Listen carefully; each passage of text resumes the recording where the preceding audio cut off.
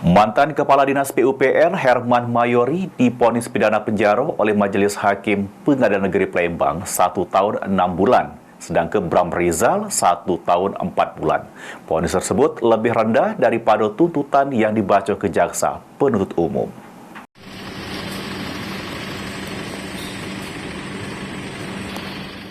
Mantan Kadis PUPR Musi Banyuasin Herman Mayori dan Kabid Penerangan Jalan Umum Bram Rizal yang terjerat kasus suap untuk berhenti ke proyek-proyek bermasalah pada Dinas PUPR Muba tahun 2019 jalani sidang vonis di Pengadilan Negeri Palembang.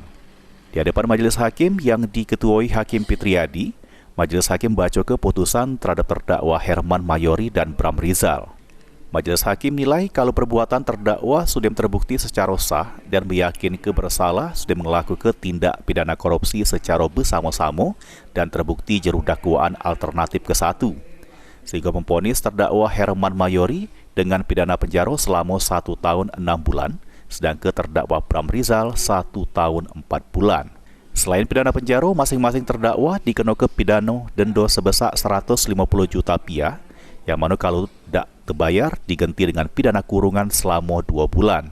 Lakukan pidana terdakwa Haji Herman Mayori saudara Mabes dengan pidana penjara selama 1 tahun dan 6 bulan dan denda 150 juta rupiah dengan ketentuan lakukan pidana terhadap terdakwa Bram Rizal dalam ini dengan pidana penjara selama